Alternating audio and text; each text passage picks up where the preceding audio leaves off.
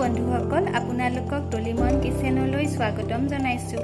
আজি মই আপোনালোকৰ বাবে এটা পনীৰ আৰু ৰাজমা দি বনোৱা ৰেচিপি লৈ আহিছোঁ। আহকচোন চাওঁ সেই ৰেচিপিটোনো কেনেকৈ মই বনাইছোঁ। তাৰ বাবে মোক প্ৰয়োজন হৈছে অলপ পনীৰ, বিলাহী আৰু এফালে পিঁয়াজ দুটা কাটি লৈছোঁ, অলপ ধনিয়া পাত, আদা ৰচুন খুন্দি লৈছোঁ।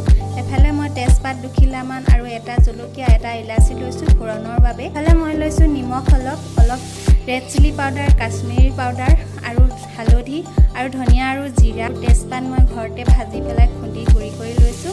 আহক আমি আজি ৰেচিপিটো আৰম্ভ কৰোঁ। মই প্ৰথমে এখন নন ষ্টিক টাৱা লৈ লৈছোঁ। এয়া মই অলপ ইয়াত তেল দি দিছোঁ পনীৰখিনি ফ্ৰাই কৰিবৰ বাবে। এয়া মই পনীৰখিনি দি দিছোঁ।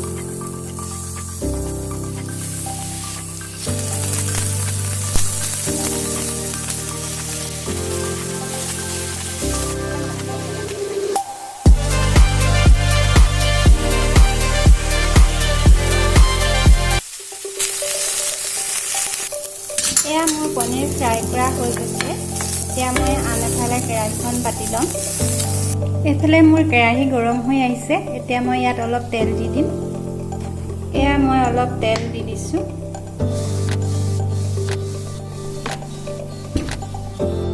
এইফালে মই এতিয়া পিঁয়াজখিনি ৰঙচুৱা হোৱালৈকে ফ্ৰাই কৰি ল'ম। তেজপাত আৰু জলকীয়া তাতে ইলাচিটো দি দিছোঁ। এতিয়া অকণমান ভাজিম। এয়া পিঁয়াজখিনি ৰঙচুৱা হৈ আহিছে। এতিয়া মই ইয়াত মছলাখিনি দি দিম।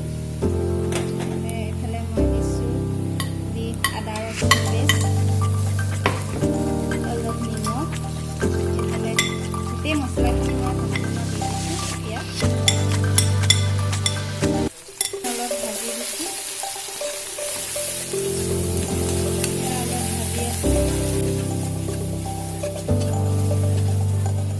এতিয়া মই ইয়াত বিলাহীটো দি দিম। অলপ ভাজি থাকিম যেতিয়ালৈকে বিলাহীখিনি গলি নাযায়।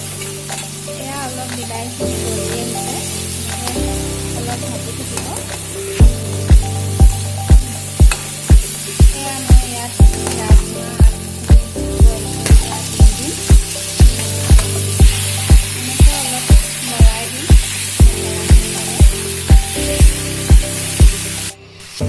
এয়া মই পানীখিনি দি দিছোঁ, ৰাজমা বইল কৰি ৰখা।